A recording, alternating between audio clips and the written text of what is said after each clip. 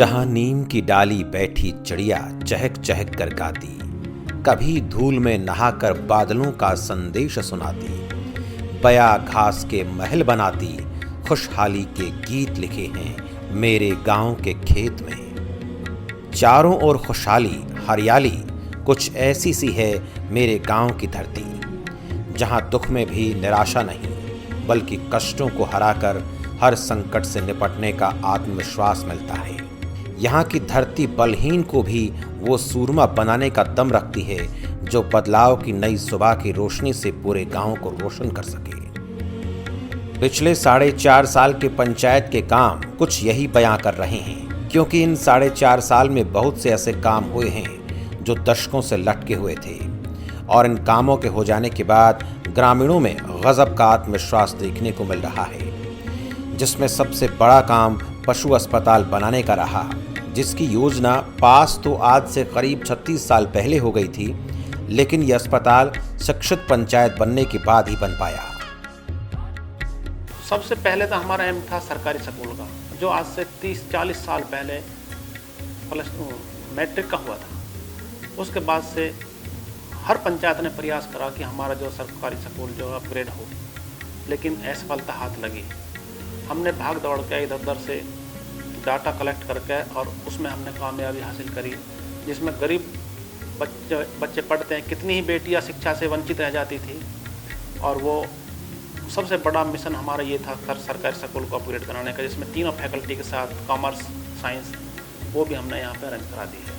उसके बाद हमारा था पशु हॉस्पिटल का, जो वर्ष 1984 में 5 गाँवों के लिए अलॉट हुआ था, और उसमें मुख्य केंद्र बिंदु हमारे खेड़ा खलीलपुर गांव के लिए रखा था कि गांगोली, दुबाड़ू, खेड़ा खलीलपुर, हसनपुर और उड़ेटा, जिसमें हमारी पिछली पंचायत की असफलता रही और वो उड़ेटा में स्थापित हो गया। उस हॉस्पिटल को हम पुनः दोबारा वर्ष 1984 की योजना को वापस लेकर आए हैं और बहुत बढ़िया पशु हॉस्पिटल का निर्माण हमने कराया। ये हमारी बहुत बड़ी उपलब्धि रही।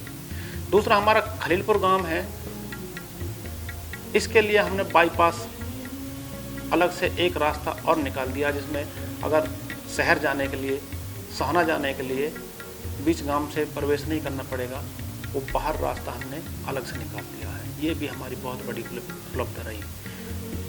जब हमने कार्यभार संभाला, एक भी रास्ता हमारा ये नहीं था कि इसमें से ठीक तरह से निकल जाए।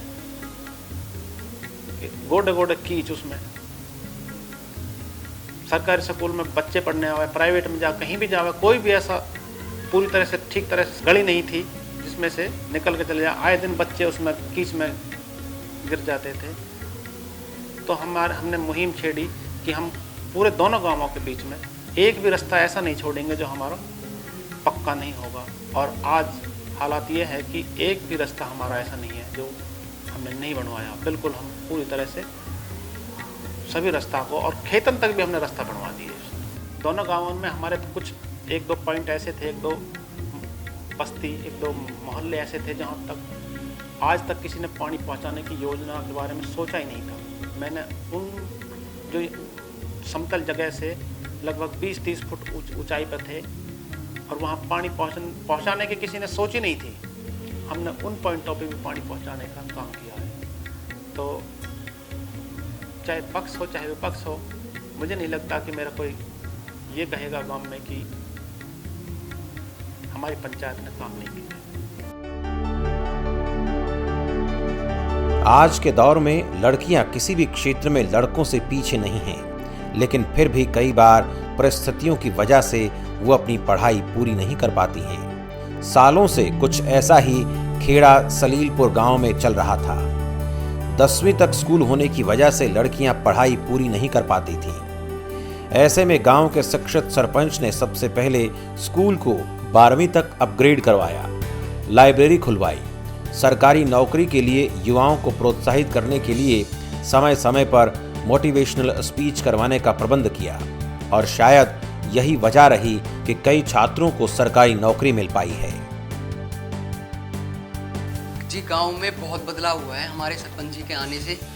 हमने जब से होश संभाला है तो देखा है कि यहाँ पे सड़कें कच्ची थी सारी, ना यहाँ पे कोई पढ़ने की व्यवस्था थी, ना कुछ था।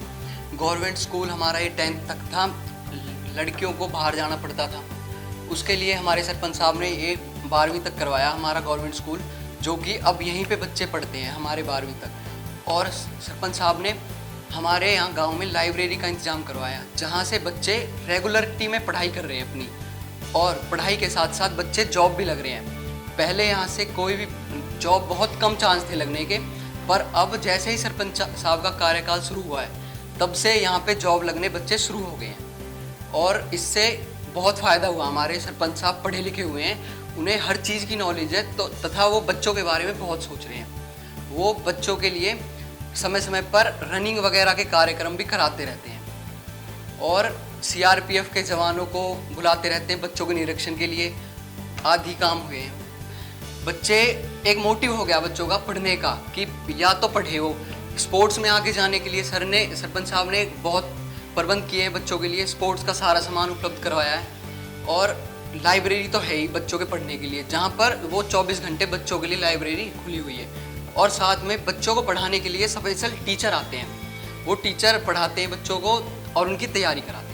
को गांव में बहुत बदलाव आए है, बहुत ज़्यादा विकास हुए। जैसे कि हमारे जो गांव की सड़कें थी, बाहर का जो रास्ता है वो पक्का करवा दिया गया है। बेटी बचाओ बेटी पढ़ाओ से लेकर भी बहुत बदलाव आया है। हमारे जो गांव का सरकारी स्कूल था पहले वो 10th तक का, बट जो अब सीनियर सेकेंडरी हो चुका है।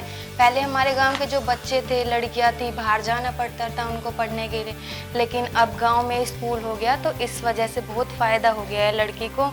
पहले बहुत टाइम लगता था, टाइम वेस्ट होते थे, आने जाने में भी पैसे भी खर्च होते थे, और जो गरीब परिवार के लोग थे वो पढ़ा नहीं पाते थे, खासकर लड़कियों को नहीं पढ़ा पाते थे।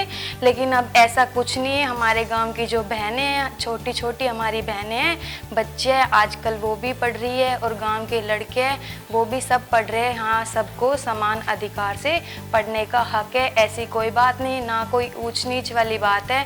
देखो, गांव में पहले पानी की बहुत ज़्यादा प्रॉब्लम थी, लेकिन अब वो प्रॉब्लम भी धीरे धीरे सही हो रही है। गांव में पानी के भी अब, पहले अंडरग्राउंड पाइप थे वो बहुत गंदे होते थे, बट अब जो पाइप है वो भी अंडरग्राउंड नहीं है, ऊपर से पाइप आ रहे हैं, जिससे कि हम उससे पीने का पानी भी भर सकते हैं। पहले लाइट नहीं आती तो RO की भी बहुत प्रॉब्लम थी, हमें पीने के पानी में बहुत ज़्यादा प्रॉब्लम थी, लेकिन अब जो हमारे यहाँ पानी का जो पाइप लगा है उससे हम पानी भी पी सकते हैं अगर लाइट ना आए तो। पहले जो बच्चे थे नहीं पढ़ते थे, लेकिन अब जो गांव में टाइम पर मोटिवेशनल स्पीच होते रहते हैं, जैसे कि 15 अगस्त होता है, 26 जनवरी होते हैं, रिपब्लिक डे, इंडिपेंडेंस डे पर भी बहुत ज़्यादा हमारे गांव की जो सबसे ज़्यादा पढ़ी लिखी बहन है वो ध्वजारोहण करती है, झंडा फहराती है। इससे जो गांव की और जो लड़कियां पढ़ने में इंटरेस्ट नहीं लेती, या फिर उनके वो घर वालों के डर के दबाव से पढ़ नहीं पाती थी, अब ऐसा कुछ भी नहीं है। गांव भी सरकारी स्कूल भी सीनियर सेकेंडरी हो गया है, और गांव की जो लड़कियां है वो भी पढ़ पा रही है। और बहुत टाइम पर मोटिवेशनल स्पीच गांव में होते रहते हैं, जैसे हर मोहल्ले में अलग अलग सोसाइटी में अलग अलग सब कुछ। अभी लगभग 6 महीने पहले हमने लाइब्रेरी बनवाई है एक। उस लाइब्रेरी के ये नतीजा निकल का है कि जो बच्चे होनहार हैं, आर्मी में जा रहे हैं, पुलिस में जा रहे हैं, वो यहाँ बैठ कर स्टडी करते रात के 11 बजे तक, और उसके अच्छे परिणाम ये निकल का है कि आज मेरे विचार से 10 और 12 बच्चे आर्मी में उनका सिलेक्शन हो चुका है। और पहले हमारे गांव में एक ही सड़क हुआ करती थी, आज हमारा गांव 5 मुख्य मार्गों से जुड़ा हुआ है। 5 मार्ग जो है नई सड़क हमने अपने इस गांव के लिए बनवा दी है।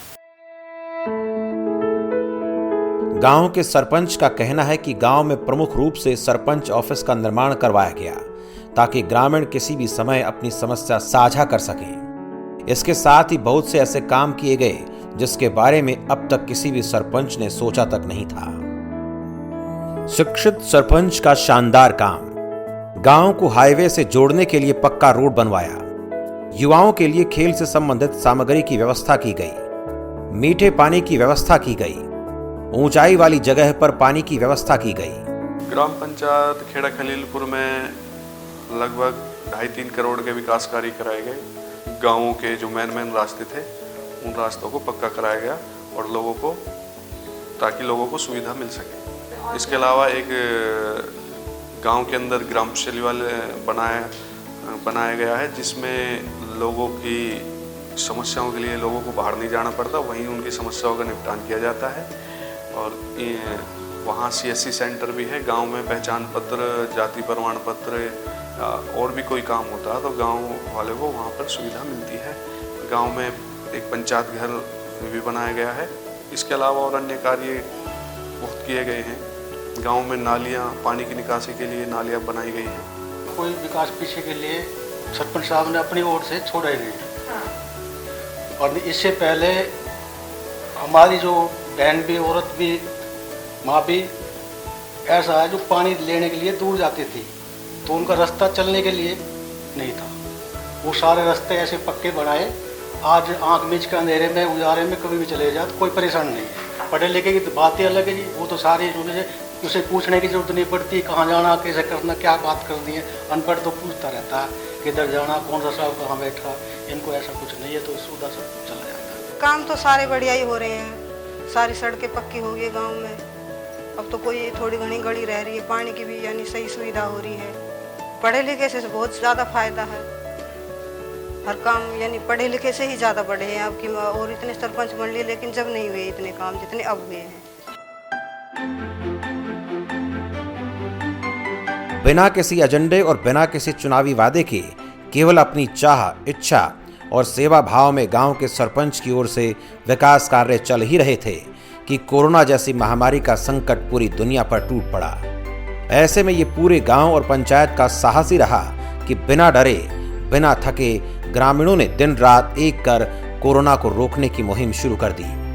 पूरे गांव को सैनिटाइज करवाया गया, फ्री में राशन और मास्क बांटे गए, मनरेगा के तहत गरीब मजदूरों को काम दिया गया, गांव के बाहर एकांतवास की व्यवस्था की गई, ग्रामीणों को जागरूक किया गया और शायद यही वजह रही कि गांव के किसी ग्रामीण को कोरोना छू तक नहीं पाया। जब ये महामारी आई तो हमने पंचायत करी और सरकार की जो गाइडलाइन है उनको फॉलो करो। सोशल डिस्टेंस है, मास्क वितरण है, सैनिटाइज है। 3-4 बार हमने पूरे गांव को सैनिटाइज किया। और कुछ समस्या ये आई हमारे सामने कि जो मजदूर वर्ग है उनको काम धंधा बिल्कुल ठप हो गया। तुरंत हमने पूरे 5 साल में मनरेगा कार्य नहीं चलाया। और जब उसकी ज़रूरत पड़ी कि आज मजदूर बिल्कुल भूखा मर जाएगा तो तुरंत हमने मनरेगा की योजना को आगे लेकर आए और उसके तहत हमने मिट्टी का कार्य, रास्ता पक्के कार्य, तो मनरेगा के माध्यम से मजदूरों को बहुत सारा लाभ दिया। तो हमने ये मुहिम भी चलाई कि लॉकडाउन के कारण गांव में कोई भूखा न रह जाए, उसकी व्यवस्था भी हमने पूरी तरह से सुनिश्चित की और इस महामारी से निपटने के लिए सरकार का पूरा साथ दिया। बिल्कुल सुरक्षित रहा। इस गांव में मजबूती से टिकरी पहरे लगाए गए, सैनिटाइजर का गांव में बहुत हर गली में घर घर जाके छिड़काव किया गया, घर घर जाके मास्क वितरित किए गए और लोगों को इकट्ठा ना होने के लिए लोगों को बताया गया और लोगों ने समझा और इसका भरपूर मात्रा में इसका प्रयोग किया।